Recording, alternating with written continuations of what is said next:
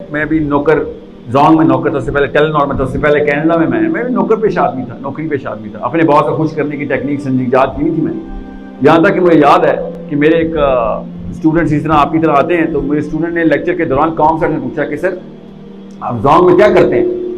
तो मैंने कहा बच्चों से तो नहीं झूठ बोलूँगा। तो मैंने कहा मैं पॉलिटिक्स करता हूँ। कहते आपने पढ़ा क्या हुआ? मैंने कहा पिछले 8 साल से पॉलिटिकल साइंस पढ़ा। तो आपकी जिंदगी का मकसद क्या है? मेरी जिंदगी का मकसद एक ही है कि रोज मेरा बॉस मेरे से खुश रहे। क्यों? इससे क्या हो जाएगा? इससे मुझे इत्मीनान होगा कि अगले महीने तनख्वाह आ रही है मेरी। ये औकात है मेरी, एक पाकिस्तान की टॉप जॉब में से एक जॉब मेरे पास। तफहीम ऐसे करती है, जब फलसफा क्लियर करती है, आपको किसी किस्म का तरद्दुद नहीं हुआ मुझे कि यार बस खानी खत्म यार, बड़े घर से छोटे घर में जाना पड़ेगा, अपने घर से किराए घर में जाना पड़ेगा, असली घर कहीं और हैं, मुझे वहां जाना है। लेट्स हेल्प अदर पीपल कि वो भाई किसी और ट्रैक पे ना चल पड़े। That's all. ये हमारा काम है, कोई काम नहीं है। असली काम ये है कि भैया मैं इस रास्ते से गुजर चुका हूं, मेरी 40 साल उम्र हो गई है, जिस रास्ते से आप गुजरे मैं इसे आगे खड़ा हूं, अगले स्टॉप पे खड़ा हूं मैं, इस स्टॉप से रास्ता बदल ले, आगे आग लगी हुई है। ये क्यों नहीं कोई बता रहा मुझे बढ़ा के? आपकी उम्र में क्यों नहीं बता रहा कि आगे इस स्टॉप में सिर्फ आग लगी हुई है, अस्पतालों में रोना, अपने तेरे बेटे भाग जाएंगे तेरे पास से, जिस रास्ते पे तुम और हमें डाला जा रहा है। एक एक घर टूट रहा है पाकिस्तान का, बीवियां शोरों से तपी हुई है, शोर बीवियों से तपे में, बच्चे अपने माँ बाप से तपे में, बेबरकती की इंतहा, हर जगह के ऊपर तलाकों के केस, जना के केस, 2 नंबरी हर जगह पे। हम क्या नवाज शरीफ इमरान खान को कुछ बोलेंगे? अब हम अपने घर में करप्ट हैं, हम तो वो तो छोटा सा सैंपल है हमारे घरों से निकले और क्या अमरीक से आए हैं नवाज शरीफ? कोई तुर्की का तो नहीं है शहबाज शरीफ, चाइनीज तो नहीं है, लोकल है ना हमारे जैसा। इमरान खान हमें से हमारे साथ भी वही हो रहा है, उसके साथ हो। हमें समझ क्यों नहीं आ रही कि मसला हमने कहीं और कर दिया हुआ है? We don't even know who we are. अपने आप को शनाख्त के अंदर लेके आते हैं। लेट्स सी ओके होता क्या है सर, मुसलमान क्या होता है? लेट्स जस्ट से आप में से कोई मुझे बताए सर मुसलमान का मतलब क्या होता है? अब मैंने ये बात देखो, ये फिल्म एक्टर बोलते हैं तो मुझे समझ आती है, खैर है उनकी। ये मुसलमान भी आप मस्जिदों में बोलना शुरू करें कि इस्लाम का मतलब अमन है। ये किसने शुरू किया है? ये हैशटैग इस्लाम का मतलब अमन है, सलामती। ये डेफिनेशन ऑफ इस्लाम को बदल लेगा तो डेफिनेशन ऑफ मुसलमान तो बदलेगी ना। ध्यान में रखिएगा, इस्लाम का मतलब सलामती जो है ना, ये खवातीन को सुना लिया करें, ठीक है? इमोशनल होती है, मान जाएंगी। उनसे ज़्यादा हमने छुरी चाकू नहीं उठवाने, बंदूकें नहीं निकलवानी उनसे, वजन नहीं उठवाना, पत्थर नहीं तोड़वाने। खैर है, एक मुसलमान मर्द बैठ के इस्लाम का मतलब सलामती है। साहबा को तो कुछ और समझ आया था। इस्लाम का मतलब सबमिशन है। कुलू असलम तू, जब अल्लाह ताला लिखते हैं ना कि इब्राहिम ने कहा कुलू असलम तू, कि मैं झुक के तेरा गया, बस अब जो तू कहेगा होगा। सबमिशन के अलावा कुछ इस्लाम नहीं है। दूर कह जाते हैं, अमेरिका के सदर रहे बेंजामिन फ्रैंकलिन, कहता है कि if I have to choose between righteousness and peace, रास्तबाजी होती है राइटियसनेस, सही काम करना। If I have to choose between righteousness and peace, अमन में से और रास्तबाजी में से मुझे चुनना पड़े, देन आई चूज राइटियसनेस। कि 2 नंबर अमन नहीं चाहिए हमें कि बस डर के छुपे हुए सारे कि हाँ बस सब कुछ ठीक है। ये मैं गोरे की बात बता रहा हूं, उन तक इस्लाम पहुंचा है, उनको कैसे पता चल गया कि अंदर की फितरा की आवाज है? भाई नहीं सर, गैरत पे कॉम्प्रोमाइज नहीं है। If I have to choose between रास्तबाजी और अमन, तो आई चूज राइटियसनेस। और हम क्या कह रहे हैं? इस्लाम का मतलब पीस सर, अमन। और इसी वजह से अमन को परचेज करते करते कोई बंदा बाहर नहीं निकल रहा कि भाई मेरे घर पे तो अमन है ना।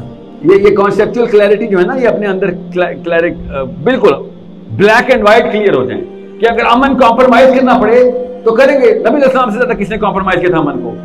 पैदर पै कही जाते हैं, तुझे क्या चाहिए? तुझे बादशाह चाहिए, ये ले। तुझे क्या चाहिए? पैसे चाहिए, ले ले। तुझे औरतें चाहिए, ले ले।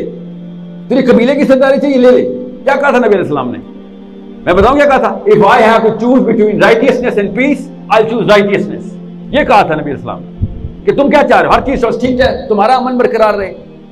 मेरा काम है डिटरेंट, मैं अल्लाह के पैगाम नीचे लेके आया। तुमने 2 नंबरियां मचाएंगी सारी, तुम अल्लाह को नहीं मानते, नीचे हर चीज तुम्हारी गदर मचा हुआ है। तुम समझ रहे हो कि इसको स्टेटस को मेंटेन कर लूंगा मैं।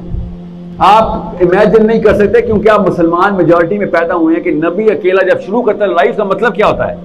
आप पैदाइशी मुसलमान हैं। हमें समझ ही नहीं आ सकती कि कितनी ताकत चाहिए होती है कि पूरी दुनिया से अकेला मैं पंगा लूंगा, पूरी दुनिया के अगेंस्ट चला जाऊंगा। डायरेक्ट। और कैसे जाऊंगा? छुप छुपा के भी नहीं, सबसे पहले जाके पहाड़ी पे चढ़ा कहूंगा कि इधर आओ, तुम्हारे सारे दिन कैंसिल। पहला ऐलान नबी अलैहिस्सलाम का, जिसमें अबू लहब ने बदबख्त ने पत्थर उठा के मारा था, याद है? आप करके दिखाएं ये ऐलान। मुस्लिम आइडेंटिटी क्लियर होती है ना तो ये काम आसान हो जाते हैं। सोचें जरा, मुस्लिम आइडेंटिटी जिस जिसकी क्लियर हुई, मुआज़ बिन जबल, सुने जरा उनकी अम्मा के साथ उनके ताल्लुकात क्या थे। पकड़ के लाई गई उनको बदर की लड़ाई में, बहुत अमीर खातून थी। तो कहते हैं, साहबी तो कहते हैं इस बुढ़िया को ना छोड़ी, बहुत पैसे इसके पास। मुस्लिम आइडेंटिटी क्लियर होती है ना तो इमोशनल बॉन्ड्स ट्रम्प हो जाते हैं अल्लाह के बॉन्ड के साथ। अबू बकर सिद्दीक के बेटे कहते हैं कि अबू जी बदर में ना, उस तक तो मुसलमान नहीं हुए थे उनके बेटे, कहते बदर में ना आपकी किस्मत अच्छी। ये मुसलमान होने के बाद बता रहे हैं, किस्मत अच्छी, आप बच गए हैं। बदर में मेरी तलवार के नीचे आए थे, मैंने कहा बाप है आज छोड़। अबू बकर सिद्दीक कहते किस्मत मेरी तेरी अच्छी है कि तू मेरी तलवार के नीचे आए, तो तुझे मार के मैंने वो खुश होना था कि अल्लाह के लिए ये कुर्बान किए। आप क्या समझ रहे हैं? कायनात का बादशाह कॉम्प्रोमाइज स्ट्रेटजी के ऊपर आएगा? मुझे और आपको मिशन मिले ना, आज मिला है ना, हम आए हुए नहीं थे, हम क्या करें? जानने वालों के साथ कांटेक्ट किया हुआ है, दोस्त यार मिल के महफिलें लगा रहे हैं कि यार मजलिस पूरी कर लो, पैगाम पहुंचाएंगे। नबी अलैहिस्सलाम ने ये क्यों नहीं किया? अल्लाह ताला ने मूसा से क्या कहा था? जा सीधा फिरौन के पास, ये महफिल तो पार्लियामेंट हाउस में चीज है जहां पे हो रही है। समझ रहे? ये इतनी ताकत नहीं है मेरे अंदर। ये फर्क होता है नबी और आम आदमी का, कि सीधा जाके पकड़ूं, व्हाइट हाउस में क्यों ना करूं जाके, पार्लियामेंट हाउस क्या छोटा सा प्यादा पपेट है, सीधा व्हाइट हाउस में जाऊं। मुझे तो पता है व्हाइट हाउस में पपेट है, मुझे तो पता है कौन कौन से घराने ज्यादा चल रहे हैं इनके दीन यूरोप के, वहां जाके बताऊं कि भाई अल्लाह का दीन आ गया है, मैं एक मुसलमान हूं, मेरे होते हुए बर्दाश्त नहीं होगा, या मार दो या ठीक हो जाओ। बस मूसा अलैहिस्सलाम के ऊपर कत्ल का मुकदमा चल रहा है मिस्र में, याद रखिएगा, कत्ल का मुकदमा चल रहा है।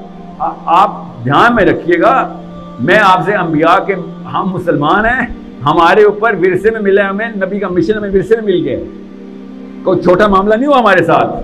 अभी भी वक्त है, दीन बदलना है, बदल ले। इस दीन के अंदर डिमांड लिस्ट बहुत बड़ी है, बड़े बड़े लोग एथीस्ट हो रहे। खैर है, अल्लाह ताला ने कहा तुमसे नहीं होता तो मैं कोई और बंदे ले आऊंगा। सूरह मोहम्मद पढ़े जरा, नाम भी सूरह मोहम्मद में अल्लाह ने कहा कोई और ले आऊंगा, कौम तुम्हारी तुमसे नहीं होता। तो अल्लाह को बंदों की कमी नहीं है, जिसको यकीन है कि नुसरत इस्लाम में वो आ जाएगा। ये कॉन्सेप्ट 8-8 साल के सहाबी को क्लियर था कि अल्लाह ताला नबियों की मदद नहीं करते, अल्लाह सहाबियों की मदद नहीं करते। ये सबको क्लियर था कि अल्लाह सिर्फ इस्लाम की मदद करते हैं, जो एंटर होगा मदद हो जाएगी। अल्लाह के कोई रिश्तेदारी, नेपोटिज्म, फेवरेटिज्म नहीं है इधर। वी नीड टू अंडरस्टैंड, इतना बड़ा मामला मेरे ऊपर आ गया हुआ है, इतना बड़ा मामला आपके ऊपर आ गया हुआ है। क्या भला कि आपके 2 हाथ 2 पैर और एक दिमाग चलता है, आपकी तो कोई बचत ही नहीं है, मेरी कोई बचत ही नहीं है।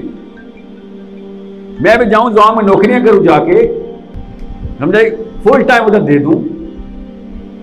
हज़रत उमर बिन खत्ताब ने एक सहाबी के साथ डील की हुई थी, नबी अलैहिस्सलाम की मजलिस की डील की हुई थी। यार पैसे पूछे तो कोई है नहीं, तो नौकरी पे तो जाना नहीं मैंने, तो ऐसा कर तू नोट्स ले लिया कर, एक दिन तू अपने घर फाके करा, एक दिन मैं अपने घर फाके कराता हूं। 2 सहाबी की डील चल रही है। जिस दिन तू बैठेगा वो कोई पर मंथ सैलरी तो नहीं लेते थे ना, तो उनकी तो दिहाड़ी थी, तो तू एक दिन फाके कर, अगले दिन मैं फाके करूंगा।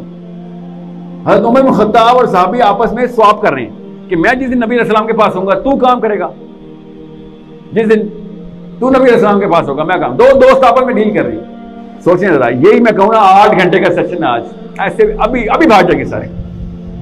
मैक्सिमम 1 या 2 घंटे हम अल्लाह को दे दें, अपने आप की आइडेंटिटी क्लियर कर लें, तब भी मैं गनीमत जान रहा हूं। हमारा मामला ये हो चुका है। आखिरी दफा किसने कुरान पाक को तफसीर के साथ पढ़ने की कोशिश की है कमरे में? माशाल्लाह, फिर भी हाथ खड़े हो रहे। पिंडी में तो 2 हाथ खड़े हुए थे कि नहीं सर कुरान तर्जुमे के साथ पढ़ते हैं। आधे बंदों को तफसीर और तर्जुमे में फर्क ही नहीं पता। मैं टेस्ट आपका नहीं ले रहा, मैं किसी को एम्बैरस नहीं करना चाहता। इस कमरे में भी मौजूद होंगे वो लोग कि तफसीर तर्जुमे में फर्क क्या होता है सर।